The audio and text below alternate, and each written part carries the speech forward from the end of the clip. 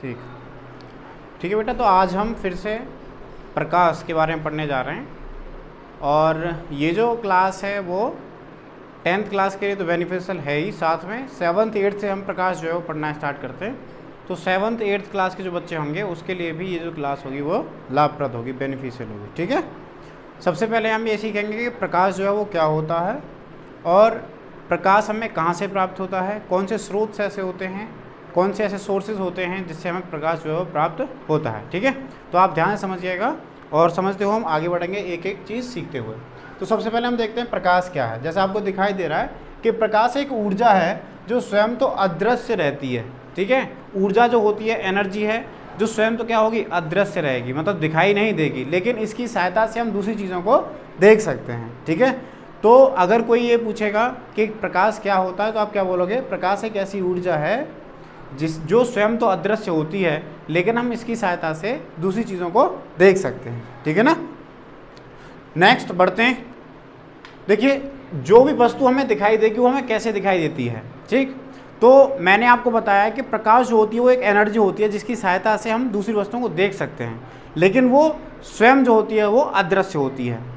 अब कोई वस्तु हमें दिखाई कब देती है, कोई वस्तु हमें जब दिखाई देगी जब किसी स्रोत से प्रकाश की किरणें उस वस्तु से टकराएं और उस वस्तु से परावर्तित होकर वो हमारी आंखों के ऊपर पड़ें, तभी वह वस्तु हमें दिखाई देगी। ठीक है, हम एग्जाम्पल लेते हैं इस मार्कर का। ठीक, ये मार्कर अभी आप सभी को दिखाई दे रहा है। क्यों दिखाई दे रहा है? क्योंकि इसके ऊपर प्रकाश की जो किरणें पड़ रही हैं वो परावर्तित होकर आपकी आंखों के ऊपर जा रही है, इसलिए यह मार्कर आपको दिखाई दे रहा है। ठीक है, अच्छा, अगर मैं इस मार्कर को अपनी पीठ के पीछे रखूं तो क्या ये मार्कर जो है आपको दिखाई दे रहा? नहीं दिखाई दे रहा। क्यों नहीं दिखाई दे रहा? क्योंकि जो प्रकाश की किरणें अब इस मार्कर से टकरा रही हैं वो परावर्तित होकर आपकी आंखों तक नहीं पहुंच पा रही। ठीक है, तो किसी वस्तु को दिखाई देने के लिए ज़रूरी है कि जब कोई वस्तु प्रकाश की किरणों को परावर्तित करे तो वो हमारे नेत्रों से टकराने चाहिए, तभी हमें वो वस्तु जो है वो दिखाई देगी। ठीक है, और अन्यथा की स्थिति में वस्तु दिखाई नहीं देगी। ठीक, बढ़ते हैं आगे। देखिए, जो प्रकाश उत्पन्न होता है वो दो तरह के स्रोतों से उत्पन्न होता है। वो होते हैं एक दीप्त स्रोत और दूसरे होते हैं अदीप्त स्रोत। ठीक है, एक स्रोत कैसा होता है, दीप्त, और दूसरा जो होता है वो क्या होता है, अदीप्त। दीप्त स्रोत कौन से होते हैं? दीप्त स्रोत वे स्रोत होते हैं, प्रकाश स्रोत होते हैं जिनके पास स्वयं का प्रकाश होता है। ठीक है, उन्हें दिखाई देने के लिए या फिर चमकने के लिए किसी प्रकाश की जरूरत नहीं होती, उनके पास स्वयं का प्रकाश है। सूर्य के पास स्वयं का प्रकाश है। ठीक है, अब एक एग्जाम्पल जो है वो ये भी है कि आप इस तरीके से समझ सकते हैं कि मान लीजिए कोई वस्तु आप अगर अंधेरे कमरे में रख दें, अंधेरे कमरे में रख दें, कोई वस्तु, किसी वस्तु को आप अंधेरे कमरे के अंदर रख रहे हैं और वो वस्तु आपको दिखाई दे रही है तो वो दीप्त हो गई, और अगर नहीं दिखाई दे तो वो अदीप्त हो गई। ठीक है, अब एक थोड़ा इमेजिन कीजिए कि अगर हम सूर्य को एक अंधेरे कमरे के अंदर रख दें तो क्या वो आपको दिखाई देगा या फिर नहीं देगा? दिखाई देगा। भाई, सूर्य की जो एनर्जी है, सूर्य की जो प्रकाश की ऊर्जा है, क्या उसे कोई खत्म कर सकता है? नहीं कर सकता। ठीक है, तो वो आपको दिखाई देगा। ऐसे ही अगर बल्ब है, जलता हुआ बल्ब है, ठीक है, जलता हुआ बल्ब जो है वो एक कमरे के अंदर रखा हुआ है, अंधेरे कमरे के अंदर रखा हुआ है, तो वो क्या आपको दिखाई देगा? दिखाई देगा। जलता हुआ बल्ब तो दिखाई देगा, बुझा हुआ नहीं दिखाई देगा। ठीक है, ऐसे ही मैंने एग्जाम्पल जो दे रहे हैं वो मोमबत्ती का देखिए। अगर जलती हुई मोमबत्ती अगर कहाँ रखी है, कमरे के अंदर रखी है, जलती हुई मोमबत्ती कमरे के अंदर रखी हुई है, अंधेरे कमरे के अंदर रखी हुई है, तो क्या वो मोमबत्ती आपको दिखाई देगी? जलती हुई दिखाई देगी। ठीक है, तो वो कैसी होगी? दीप्त होगी। ठीक है, तो जलता हुआ बल्ब हो, सूर्य हो, जलती हुई मोमबत्ती हो, ये सब क्या हैं? ये सब दीप्त प्रकाश स्रोत हैं। ठीक है, इन्हें हम इंग्लिश में क्या बोलते हैं? ल्यूमिनस ऑब्जेक्ट बोलते हैं। ठीक है, ल्यूमिनस ऑब्जेक्ट बोलते हैं। जैसा कि आपको दिखाई दे रहा है ल्यूमिनस ऑब्जेक्ट, एग्जाम्पल जो है वो आपको दिखाई दे रहे हैं, जलता हुआ बल्ब है, सूर्य है, आग है। ठीक है, ये सब क्या है? दीप्त प्रकाश स्रोत हैं, ल्यूमिनस ऑब्जेक्ट है। ठीक, अब अगर बात करें अदीप्त प्रकाश स्रोत की, तो ऐसे प्रकाश स्रोत जो दूसरे के प्रकाश से चमकते हैं, जैसे चंद्रमा। चंद्रमा जो है वो किसके प्रकाश से चमकता है? ये हम बचपन से पढ़ते हुए आ रहे हैं कि चंद्रमा जो है वो सूर्य के प्रकाश से चमकता है। ठीक है, चंद्रमा जो है वो सूर्य के प्रकाश से चमकता है। तो चंद्रमा के पास स्वयं का प्रकाश तो है नहीं, वो किसके प्रकाश से चमक रहा है? सूर्य के प्रकाश से चमक रहा है। ठीक है, इसलिए जो चंद्रमा है वो कैसा ऑब्जेक्ट हो गया? नॉन ल्यूमिनस ऑब्जेक्ट हो गया, अदीप्त वस्तु हो गई। ठीक है। तो दीप्त और अदीप्त के बारे में मैंने आपको बताया। दीप्त वस्तुएं वे वस्तुएं होती हैं जिनके पास स्वयं का प्रकाश होता है, और अदीप्त वस्तुएं वे वस्तुएं जिनके पास स्वयं का प्रकाश नहीं होता। अगर हम अदीप्त वस्तुओं को अंधेरे कमरे के अंदर रख देंगे, बिल्कुल अंधेरा होना चाहिए, अंधेरे कमरे के अंदर अगर रख देंगे तो वो वस्तु हमें दिखाई नहीं देंगी। ठीक है, बढ़ते हैं आगे। देखिए वस्तुओं के प्रकार, वस्तुओं के 3 प्रकार होते हैं, एक पारदर्शी, एक अपारदर्शी और एक पारभाषक। ठीक है, पारदर्शी ट्रांसपेरेंट, ठीक है, पारदर्शी जिससे हम आर पार देख सकते हैं। बहुत सारे जो शब्द होते हैं वो ऐसे होते हैं जिनका अर्थ जो है उनके अंदर निहित रहता है। जैसे पारदर्शक, पारदर्शक मतलब पारदर्शक जिसके आर पार देखा जा सकता हो। ठीक है, वस्तुओं के 3 प्रकार होते हैं, एक पारदर्शक होती हैं, दूसरा अपारदर्शक होती है जिसके आर पार हम नहीं देख सकते, और तीसरे होते हैं पारभाषक, धुंधला धुंधला दिखाई देता है। ठीक है, बिल्कुल क्लियर नहीं दिखाई देगा, धुंधला धुंधला दिखाई देगा, उन्हें हम क्या बोलेंगे, पारभाषक बोलेंगे। ठीक, जैसे अगर ट्रांसपेरेंट जो ऑब्जेक्ट होते हैं उनकी बात करें तो जैसे आपका कांच होता है, कांच, जैसे मान लीजिए ये चश्मा है, ठीक है, इसके जो लेंस हैं वो क्या हैं, पारदर्शक हैं, इससे हम आर पार देख सकते हैं। ठीक है, क्लियरली आर पार देख सकते हैं, मतलब 90 to 95% जो है वो हमें क्लियरली दिखा सकता है ये जो लेंस है। ठीक है, तो इसलिए ये क्या है, पारदर्शक हैं। ठीक है, अब मान लीजिए ये जैसे ये है, ठीक है, अगर हम यहाँ प्रकाश की अगर किरण डालेंगे तो ये अपने वो दूसरी तरफ छाया उत्पन्न करेगा। ठीक है, तो ये क्या हो गया, अपारदर्शक, क्योंकि इससे जो है इसके आर पार आप देख पा रहे हो, नहीं देख पा रहे भाई, इससे आर पार हम नहीं देख पा रहे। जैसे पेपर का टुकड़ा होता, पेपर ले लीजिए, कोई पेपर से आप आर पार देख सकते हैं, नहीं देख सकते, तो वो क्या है, वो है अपारदर्शक। ठीक है, उसके आर पार हम नहीं देख सकते। और तीसरा जो होता है वो पारभाषक है। पारभाषक मतलब 50-50, मतलब देख भी सकते हैं, धुंधला दिखाई देता है, कंप्लीटली हमें क्लियर दिखाई नहीं देता। ठीक है, बढ़ते हैं आगे, देखते हैं। अब हम देखते हैं प्रकाश का परावर्तन। देखिए प्रकाश का परावर्तन क्या होता है, जब कोई प्रकाश की किरण किसी अपारदर्शी परावर्तक पृष्ठ, अपारदर्शी परावर्तक पृष्ठ, ठीक है, अपारदर्शी परावर्तक पृष्ठ, अपारदर्शी का तो मैंने आपको मतलब बताया था क्या होता है। ठीक है, जिसके आर पार हम नहीं देख सकते। ठीक, जब कोई वस्तु प्रकाश की किरण, जब कोई प्रकाश की किरण किसी अपारदर्शी परावर्तक पृष्ठ, परावर्तक का मतलब जो प्रकाश की किरण को दूसरी दिशा में क्या कर दे, मतलब परावर्तित कर दे। ठीक है, परावर्तित पृष्ठ से टकराती है तो वह उसी माध्यम में वापस लौट जाती है जिस माध्यम से वो आ रही होती है। ठीक है, इसी प्रक्रम को प्रकाश का परावर्तन कहते हैं। एग्जाम्पल के लिए यहाँ एक इमेज है, आप उसे देखिए, ये जैसे टॉर्च है। ठीक है, ये क्या है, टॉर्च है। अब यहाँ कोई शीशा लगा हुआ है। ठीक है, ये जो है वो क्या है, कोई शीशा है। ठीक है, अब हम क्या कर रहे हैं, हम टॉर्च को जला रहे हैं, तो टॉर्च की जो किरण है वो इस शीशे से टकरा रही है और दूसरे माध्यम में क्या जा रही है, दूसरे माध्यम में चली जा रही है, मतलब उसी माध्यम में वापस चली जा रही है। ठीक है, जिस माध्यम से प्रकाश की किरण आ रही है उसी माध्यम में प्रकाश की किरण जा रही है। ठीक है, परावर्तित, टकराने के पश्चात, ठीक है, परावर्तित होने के पश्चात जिस माध्यम से प्रकाश की किरण आ रही है उसी माध्यम में वापस जा रही है। तो ये जो पूरा प्रक्रम है वो क्या कहला रहा है, प्रकाश का परावर्तन कहला रहा है। ठीक है, प्रकाश का परावर्तन कब होता है, जब कोई प्रकाश की किरण किसी अपारदर्शी परावर्तक पृष्ठ से टकराती है और उसी माध्यम में क्या चली जाती है, वापस चली जाती है। तो इस पूरे प्रक्रम को हम क्या कहते हैं, इस पूरे प्रक्रम को हम प्रकाश का परावर्तन कहते हैं। ठीक है, समझ में आया फिर नहीं आया। अब यहाँ जैसे हम बचपन में एक खेल करते थे, शीशे वाला, शीशे वाला खेल किस किसने किया, शीशे वाला खेल ऐसे, जैसे आंगन में हम खड़े हो जाते थे और शीशे को सूर्य की तरफ करते थे, तो वहाँ से एक जो बिंब है वो दूसरी तरफ हमें देखने के लिए मिलता था। हम उसे दूसरे के चेहरे, मतलब चेहरे पे हम ले जाते थे तो वो परेशान होता था और हमने कहता था कि इसे हटा लो, सर में दर्द हो जाएगा, ऐसा करके। ठीक है ना, क्यों कहता था, क्योंकि सूर्य का जो बिंब है वो उसकी आंखों में पड़ता था और आंखें जो है वो सुग्राही नहीं है इस चीज़ के लिए, और वो जो है सर में दर्द करती थी, और अगर हम ज़्यादा देर तक उस बिंब को देखते रहें तो हम अंधे भी हो सकते हैं। ठीक है, तो वो आपने देखा होगा, तो वो जो पूरा फिनोमेना जो था वो प्रकाश का परावर्तन ही था। ठीक है, क्या था, प्रकाश का परावर्तन। सूर्य की किरण आ रही थी, शीशे टकरा रही थी और दूसरी दिशा में जा रही थी। ठीक है, तो ये जो होता है वो क्या होता है, प्रकाश का परावर्तन। लेकिन आपको ये ध्यान रखना है कि जो प्रकाश की किरण आ रही होती है उसे हम आपतित किरण बोलते हैं। क्या बोलते हैं, आपतित किरण। जो प्रकाश की किरण आती है, ठीक है, जो प्रकाश की किरण सतह से टकराती है उसे हम बोलते हैं आपतित किरण। ठीक है, टकराने के पश्चात जो किरण वापस मतलब बाहर जा रही होती है उसे हम बोलते हैं परावर्तित किरण, ठीक है, वापस जो जा रही होती है उसे बोलते हैं परावर्तित किरण, ठीक है। तो ये जो है वो क्या है आपकी आपतित किरण है, ठीक है, जो किरण आ रही है। दूसरी क्या है आपकी परावर्तित किरण है, जो किरण जा रही है, ठीक है। अब यहाँ पे एक अविलंब होता है जो इस सतह से होता है, शीशे की सतह से एक अविलंब होता है जो कि 90 डिग्री पे होता है। अविलंब मतलब एक काल्पनिक रेखा, ठीक है, अविलंब का मतलब एक काल्पनिक रेखा हम मान लेते हैं जो सतह से 90 अंश का कोण बनाती है। अब ये जो है वो क्या है आपका एक अविलंब है, मान लीजिए ये जो है वो एक अविलंब है जो कि 90 डिग्री का क्या बना रही है, कोण बना रही है, ठीक है। अब देखिए अविलंब से और आपतित किरण के बीच में जो कोण होता है वो आपका क्या कहलाता है, आपतन कोण कहलाता है, ठीक है।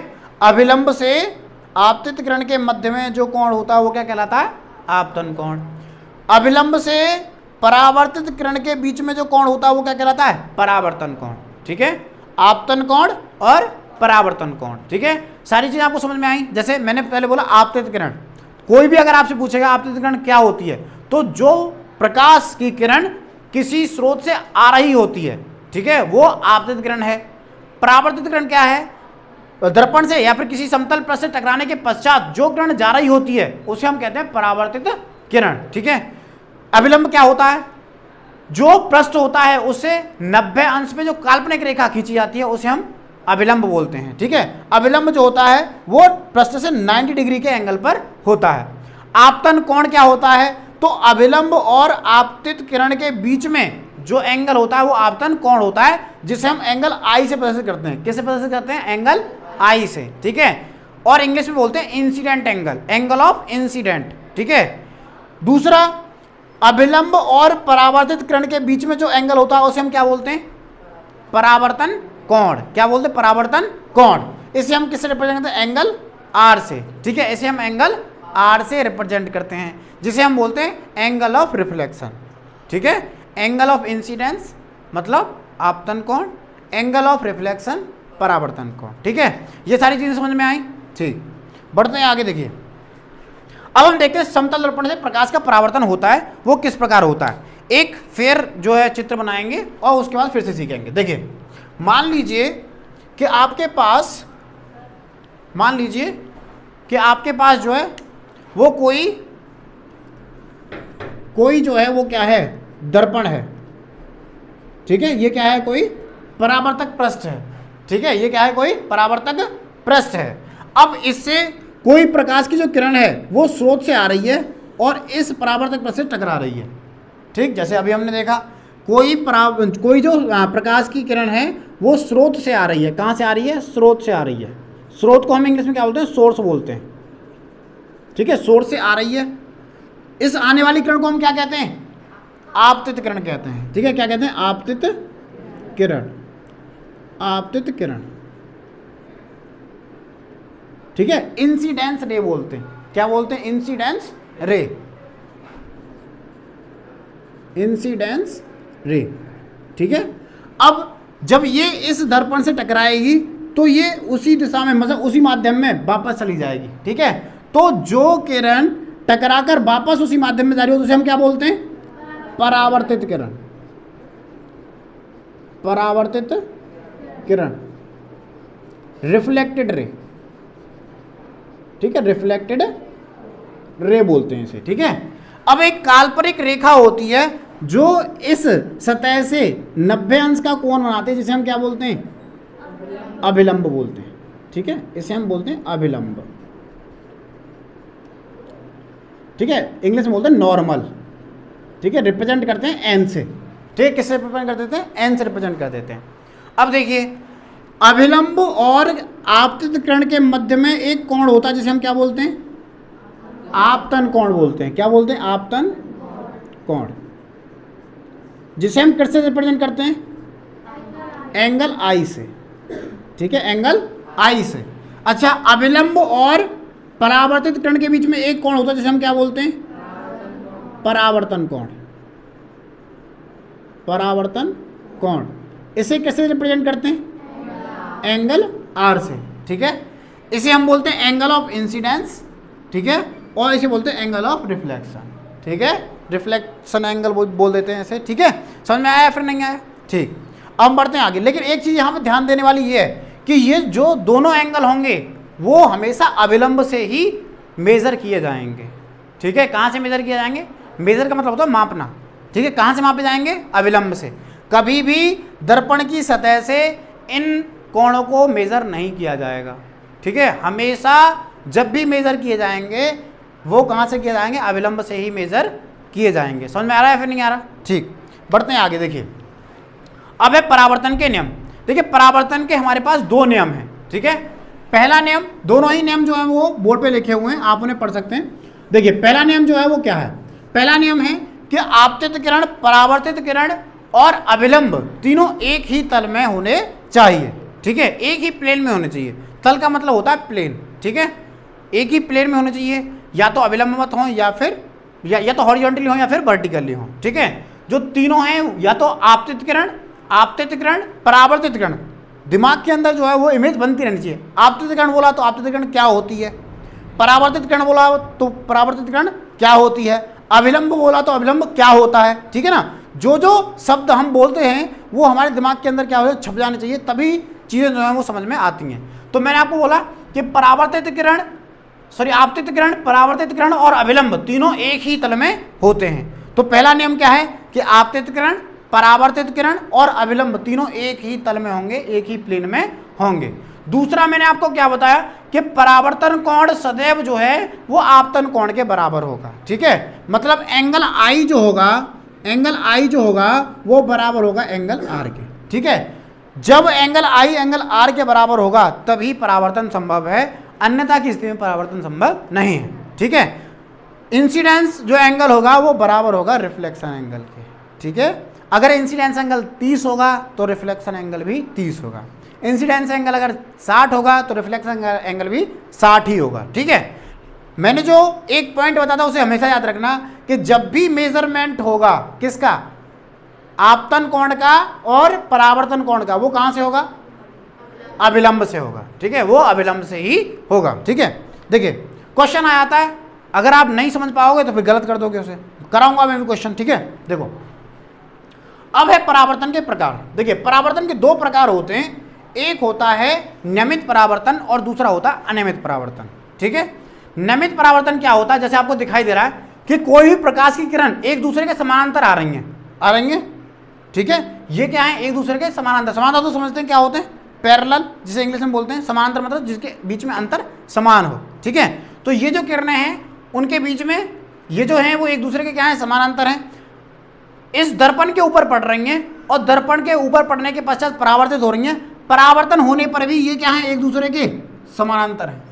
ठीक है, तो आप बोल सकते हैं कि नियमित परावर्तन कब होता है? जैसे मैंने आपको बताया कि परावर्तन के प्रकार दो होते हैं, एक नियमित परावर्तन, एक अनियमित परावर्तन। नियमित परावर्तन कौन सा होता है? नियमित परावर्तन वो परावर्तन होता है जिसमें आने वाली प्रकाश की किरणें और जाने वाली प्रकाश की किरणें एक दूसरे क्या होती हैं? समानांतर होती हैं। जैसे आपको दिखाई दे रहा। ठीक है, आने वाली प्रकाश की किरणें भी समानांतर होती हैं और जाने वाली प्रकाश की किरणें भी क्या होती हैं? समानांतर होती हैं। दूसरा है अनियमित परावर्तन। अनियमित परावर्तन में क्या होता है कि आने वाली प्रकाश की किरणें तो एक दूसरे के समानांतर होती हैं, लेकिन जाने वाली प्रकाश की किरणें एक दूसरे के समानांतर नहीं होती। जैसे आप देख रहे हैं, ये जो है वो यहाँ से रिफ्लेक्ट हुई तो ये इधर निकल गई, ये जो है रिफ्लेक्ट हुई तो वो इधर निकल गई। ठीक है, ये जो रिफ्लेक्ट हुई वो इधर निकल गई। ठीक है ना, तो ये क्या है? अनियमित होता है।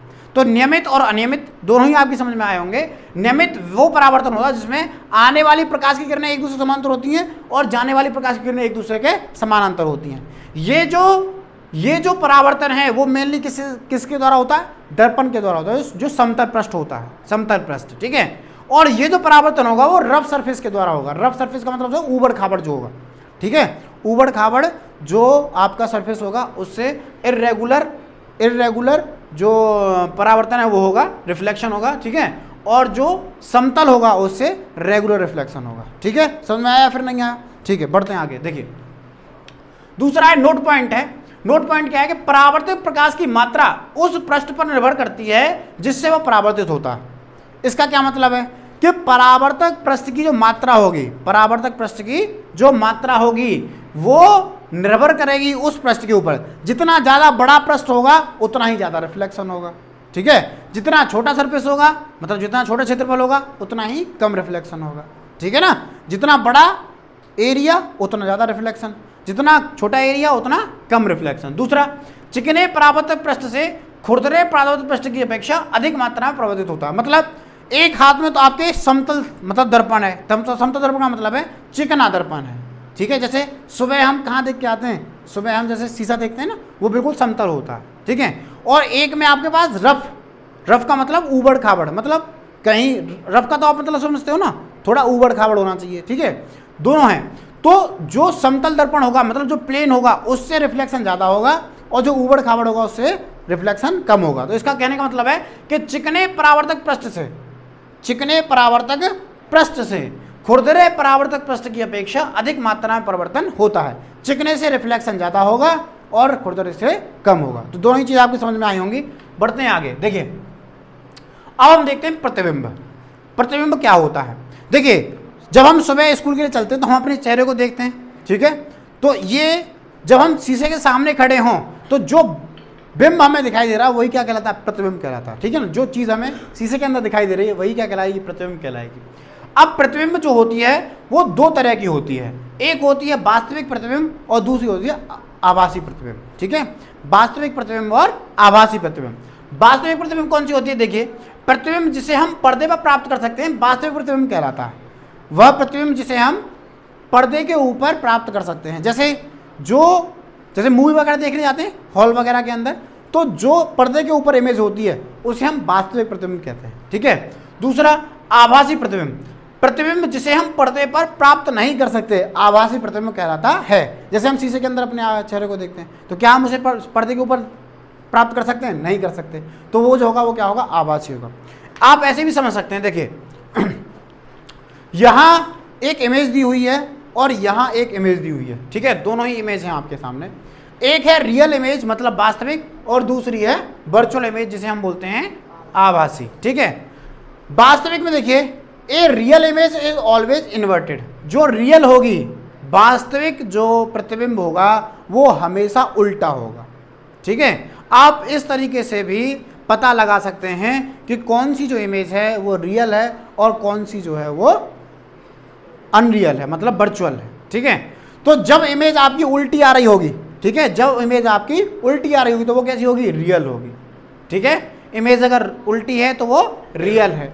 अगर इमेज सीधी आ रही है, जैसे आप यहाँ देख रहे हो कि मोमबत्ती जो है उसका प्रतिबिंब कहाँ दिखा रहा है? शीशे के अंदर दिखाई दे रहा है, तो ये जो इमेज है वो कैसी है? वर्चुअल है, मतलब आभासी है, ठीक है। तो आप समझना कि जब भी इमेज आपको उल्टी दिखाई देगी तो वो कैसी होगी? रियल। और जब भी इमेज आपको कैसी दिखाई देगी? सीधी दिखाई देगी, तो वो कैसी होगी? कैसी होगी? वर्चुअल। वर्चुअल का मतलब आभासी, ठीक है। इंग्लिश और हिंदी दोनों में आपको बता रहा हूँ, ठीक है। कभी कभी ऐसा होता है कि कोई जो इंसान है वो इंग्लिश में पूछ रहे तो आप फिर कंफ्यूज होते हो, ठीक है। उसके बाद देखिए अब समतल दर्पण से प्रतिबिंब बनने की विशेषताएं। समतल दर्पण आपने देखा है, समतल दर्पण डेली हम देख के आते हैं, अपने चेहरे को देखते हैं, ठीक है। तो जब भी समतल दर्पण से इमेज बनती है तो वो किस तरीके से बनती है आप देखिए। जैसे मैंने अभी आपको बताया था समतल दर्पण हमने सीखा था ना, देखो यहाँ हमने सीखा था कि समतल दर्पण से प्रकाश का परावर्तन किस तरीके से होता है, ठीक है। अब हम सीखेंगे कि जो समतल दर्पण की इमेज जो बनती है वो किस तरह की बनती है, ठीक है। देखिए सबसे पहले समतल दर्पण से बना प्रतिबिंब सदैव आभासी, सीधा और वस्तु के समान होता है। जब भी हम अपने चेहरे को किस में देखते हैं? शीशे के अंदर देखते हैं सुबह जब स्कूल आ रहे होते हैं, तो समतल दर्पण से बना प्रतिबिंब जो होता है वो हमेशा आभासी, सीधा होता है ना, सीधा। भाई जैसा हमारा चेहरा हम शीशे के सामने खड़े होते हैं वैसे ही हमें दिखाई देता है, तो वो कैसा होता है? सीधा ही तो होता है। ऐसा तो नहीं है कि हमारे सबसे पहले पैर दिखाई दें फिर सर दिखाई दे, ऐसा नहीं है। हमारा अगर सर हम शीशे के अंदर देखेंगे तो सर ही दिखाई देगा। तो मैंने आपको बताया था कि जब भी इमेज अगर आपको सीधी दिखाई देगी तो वो कैसी होगी? आभासी। उल्टी अगर होगी तो कैसी होगी? वास्तविक, ठीक है। तो शीशे के अंदर हमें अपनी सीधी इमेज दिखाई देती है, इसलिए जो इमेज की प्रकृति जो होगी वो कैसी होगी? आभासी होगी, ठीक है। तो समतल दर्पण से बना प्रतिबिंब जो होता है वो हमेशा आभासी होता है, सीधा होता है और वस्तु के समान होता है। दूसरा, प्रतिबिंब का जो आकार होता है वो वस्तु के आकार के बराबर होता है। पर जितना बड़ा हमारा चेहरा होगा उतना ही बड़ा शीशे के अंदर दिखाई देगा। ऐसा नहीं है कि चेहरा होगा इतना बड़ा छोटा सा और शीशे में दिखाई दे इतना बड़ा, या फिर चेहरा हो बड़ा और शीशे में दिखाई दे छोटा, ऐसा नहीं होता, ठीक है। जैसा इंसान होगा वैसा ही शीशे के अंदर दिखाई देगा, ठीक है। तो समतल दर्पण का आकार वस्तु के आकार समतल दर्पण में प्रतिबिंब का आकार जो होता है वो वस्तु के आकार के बराबर होता है। तीसरा, प्रतिबिंब समतल दर्पण के पीछे ठीक उतनी ही दूरी पर प्राप्त होता है जितनी दूरी पर वस्तु के सामने दर्पण होता है। जैसे मान लीजिए कि ये कोई जो है वो समतल दर्पण है, ठीक है। अब इसके सामने एक जो इंसान है वो खड़ा हुआ है, ठीक है, और इससे इसकी दूरी जो है वो x है, ठीक है। इससे इसकी दूरी जो x मत मानो 5 मीटर मान लो, 5 सेंटीमीटर 5 मीटर मान लो, ठीक है। तो जो इमेज बनेगी ना इसके पीछे वो 5 मीटर दूरी पर ही बनेगी, ठीक है। इसकी जो दूरी होगी वो 5 मीटर ही होगी इमेज की। समझ में आया फिर नहीं आया? ठीक है। जितनी दूरी पर वस्तु रखी होगी समतल दर्पण से उतनी ही दूरी पर उसका प्रतिबिंब बनेगा। अगर ये जो है 5 मीटर दूरी पर रखा हुआ है तो इसके प्रतिबिंब जो 5 मीटर दर्पण से 5 मीटर अंदर ही बनेगा, ठीक है। अब मान लीजिए कि अगर ये वस्तु 10 मीटर आगे अगर हो दर्पण से तो इसकी इमेज जो बनेगी वो कहाँ बनेगी? 10 मीटर पीछे, ठीक है। क्वेश्चन क्या आएगा? क्वेश्चन ये आएगा कि कोई वस्तु दर्पण से 5 मीटर दूरी पर रखी हुई है, कोई वस्तु दर्पण से 5 मीटर की दूरी पर रखी हुई है। बताइए उस वस्तु से उसके प्रतिबिंब की दूरी क्या है? उस वस्तु से उसके प्रतिबिंब की दूरी क्या है? 5 कहाँ है बेटा?